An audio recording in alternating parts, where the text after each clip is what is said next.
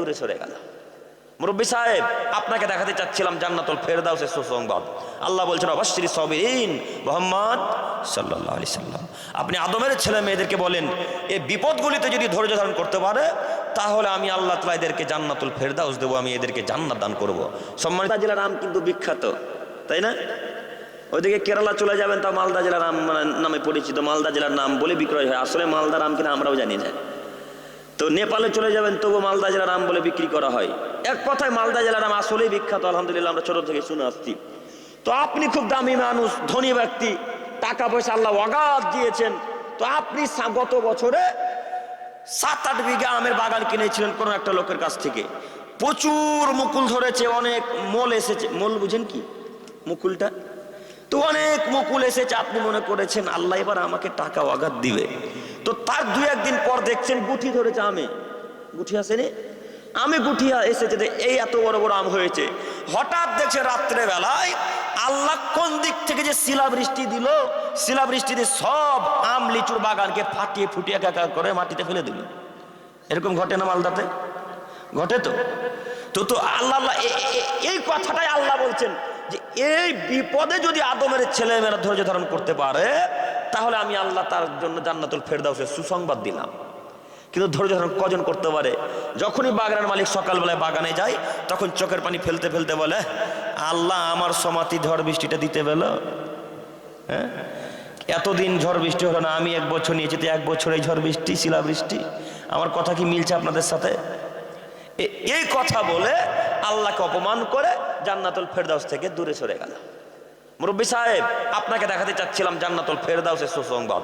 আল্লাহ বলছেন অবাশশিরি সাবিরিন, মুহাম্মদ সাল্লাল্লাহু আলাইহি সাল্লাম আপনি আদমের ছেলে মেয়েদেরকে বলেন এই বিপদগুলিতে যদি ধৈর্য ধারণ করতে পারে তাহলে আমি আল্লাহ তাআলা এদেরকে জান্নাতুল ফেরদাউস দেবো, আমি এদেরকে জান্নাত দান করব। সম্মানিত তিনি ভাই ও বোন, বলছিলাম ধৈর্য ধারণ করেন। যে কোনো বিপদে যদি ধৈর্য ধারণ করতে পারেন তাহলে ডান হাতে আমলনামা আসবে। যদি সৎ আমল করতে পারেন তাহলে ডান হাতে আমলনামা আসবে। যদি আপনি সৎকর্ম করতে পারেন তাহলে ডান হাতে আমলনামা আসবে। ও মুরব্বী সাহেব, বনের জমি এখন পর্যন্ত কালিয়া চকে রেখে দিয়ে ডান হাতে আমলনামা নেওয়ার চেষ্টা করছেন? এই যুবক ভাইরা, এই আপনাদেরকে বলছি, ফুফুর জমি এখন পর্যন্ত নিজের কাছে রেখে রাতে কিয়ামতের মাঠে জান্নাতের আশা করছেন? এখন পর্যন্ত ফুফুর জমি ফিরিয়ে দেননি কে কে মালদাতে কালিয়া চকে? একটু হাত তোলেন তো। তুলবেন না? না, তার মানে সব ফেরেশতা বসে আছে গো, সবাই দিয়েছে ফুফুর জমি ফিরিয়ে। সব বৃদ্ধ কাকারা চাচারা সব বনের জমি ফিরিয়ে দিয়েছে। আসলেই বনের জমি ফিরিয়ে দিয়েছে কালিয়া চকের মানুষ? আমরা তো বিশ্বাস করতে পারি না যে বনের জমি এত সহজে ফিরিয়ে দিবে। বনের জমি ফিরিয়ে দেওয়া খুব কঠিন। যখন আপনার কাছে ছিল 10 বিঘা বন জমি পাবে, এখান থেকে 3 বিঘা বা 3.5 বিঘা, তখন আপনি মনে করেন আমার তো 3.5 বিঘা কমে যাবে, কেমনে ফিরিয়ে দিই বনকে? তখন তো আপনি ধনী থেকে একটু কমে গেলেন। তাই বোন যতবার জমি চাইতে এসেছে একবার বোনকে জমি ফিরিয়ে দেননি। তো আচ্ছা, আপনাকে আমি বলি একটা কথা এখানে বলে আমি সামনের দিকে এগিয়ে যেতে চাইছি। তার মূল পয়েন্ট হচ্ছে এই যে, আচ্ছা যুবক ভাই, আপনার সাথে আমার 2-1টি কথা এই প্রসঙ্গে। আচ্ছা, আপনি কি মনে করেন আপনার বাপ আর আপনার ফুফুর যেটা বাপ মানে আপনার দাদুর 4টা ছেলে মেয়ে? কয়টা? 4টা। একটু কথা বলেন আমার সাথে, প্রথমে বলেছিলাম না কথা বলতে হবে। 4টা ছেলে মেয়ে। তো 4টা ছেলে মেয়ের মধ্যে আপনার চাচারা 3টে, আপনার ফুফু 1টা, টোটাল 4টা।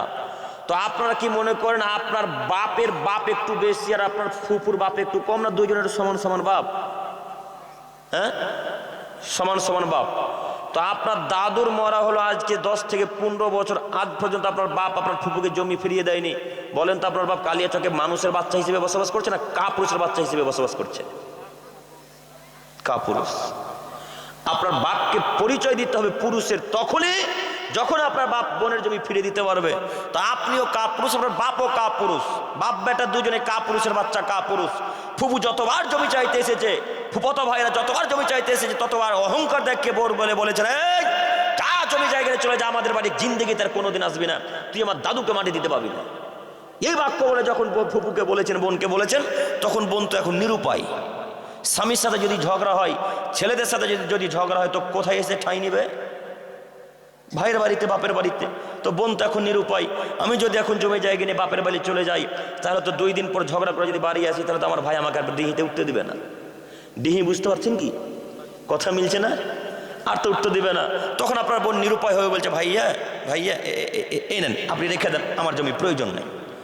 আসলে কি আপনি মনে করেছেন জমিটা যে আপনি ফুপুকে দিলেন না, এর কি হিসাব কিয়ামতের মাঠে হবে না? যে একটা আপনাকে হাদিস শোনায় বুখারী মুসলিমের। আব্দুল্লাহ ইবনে আব্বাস যায়েদ ইবনে খালিদ রাদিয়াল্লাহু তাআলা আনহু বলেন, রাসূল সাল্লাল্লাহু আলাইহি সাল্লাম বলেছেন, মান আখাযা সিবরান মিনাল আরজি জুলমান ফাইন্নাহু ইউতাওয়াক্কু ইয়াওমাল কিয়ামাতি মিন সাবি আরাদিন। পৃথিবীর মানুষ, তোমরা মনে রাখো, আদমের ছেলে মেয়েরা যদি কেউ অর্ধহাত জমি, 1 বিঘা জমি যদি কেউ জোরপূর্বক দখল করে নাই, তাহলে কিয়ামতের মাঠে আল্লাহ সুবহানাহু ওয়া তাআলা 7 তবক জমিনকে তার ঘাড়ের উপরে চাপিয়ে দিবেন। 7 তবক জমিনকে আল্লাহ তাআলা ঘাড়ের উপর চাপিয়ে দিয়ে বলবেন, ইলাই হাত্তা ইউবজা বাইনান নাস, আপনি এখন চলতে থাকেন ইলা ইয়াউমিল কিয়ামা, যতদিন পর্যন্ত কিয়ামত না হচ্ছে। সম্মানিত মুরব্বী সাহেব, আপনাকে আমি কি দিয়ে বুঝাবো? আসমান যেমন 7টা, জমিনও ঠিক। জমিন একটা না 7টা গো? 7টা। আসমান যেমন 7টা, জমিনও ঠিক তেমনি 7টা। তবে মনে রাখবেন, একটা জমিনের মোটা 500 বছরের পথ। একটা জমিনের মোটটা কত বছরের পথ? 500 বছরের পথ। আজকে এই কালিয়াচক গ্রাম থেকে একটা দ্রুতগামী যানবাহন উঠতে শুরু করবে, দৌড়াতে শুরু করবে, দৌড়াতে দৌড়াতে দৌড়াতে দৌড়াতে দৌড়াতে দৌড়াতে গিয়ে যেখানে 500 বছর হবে, ওখানে হবে জমিনের শেষ, এখানে হবে শুরু। একটা জমিনের মোটা যদি এত বছরের পথ হয়, তাহলে জমিন কয়টা? 7টা। তো 5 7 3500 বছরের পথ। আল্লাহ আপনাকে আর আপনার বাপকে খুঁড়তে বলবেন। ওই যে ফুপুর জমি দখল করেছেন, ফুপুর জমি যদি এখন 1 কাঠা দখল করে থাকেন, তো 1 কাঠা খুঁড়তে বলবে। ফুপুর জমি যদি এখন 2 কাঠা দখল করে থাকেন, 2 কাঠা খুঁড়তে আল্লাহ বাধ্য করবেন। মিয়া আলুন, একটা কোদাল আল্লাহ তাআলা আপনার বাপ বেটাকে ধরিয়ে দিবে। যদি 1 বিঘা দখল করে থাকেন, 1 বিঘা আল্লাহ খুঁড়তে বাধ্য করবেন।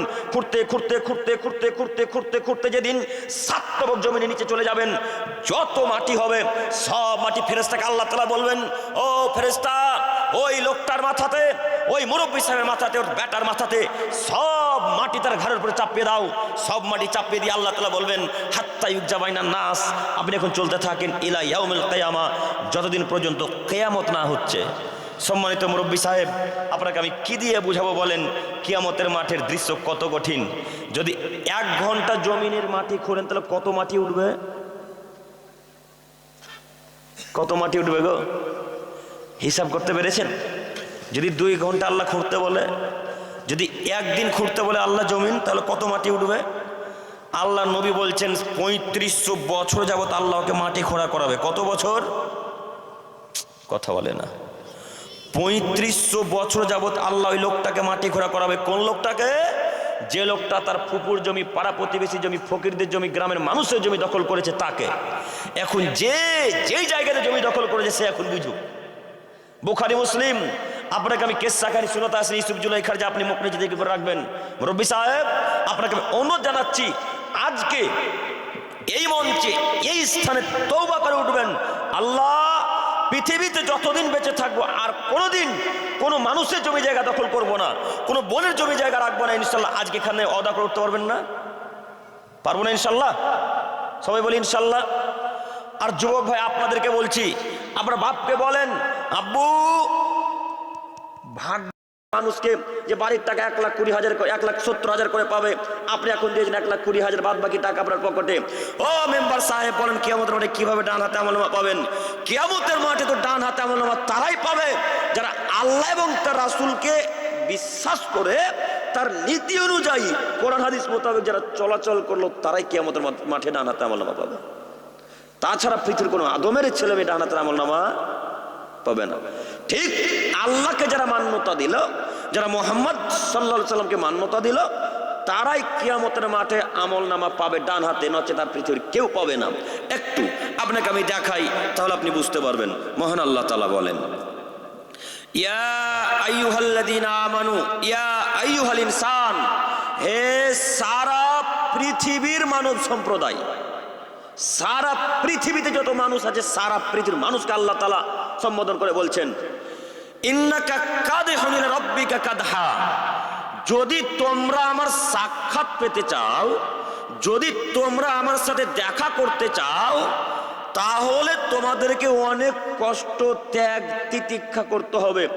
অনেক কষ্ট ত্যাগ তিতিক্ষা করার পর ফামুলাকি, তোমরা আমার সাক্ষাৎ পাবে। আল্লাহ নিজে বিবরণ দিয়ে বলছেন, আদমের ছেলে মেয়েকে আপনি বলে দেন মুহাম্মদ সাল্লাল্লাহু আলাইহি সাল্লাম, যে যারা আমার সাক্ষাৎ পেতে চাই, যারা কিয়ামতের মাঠে আমার সাথে সামনাসামনি যারা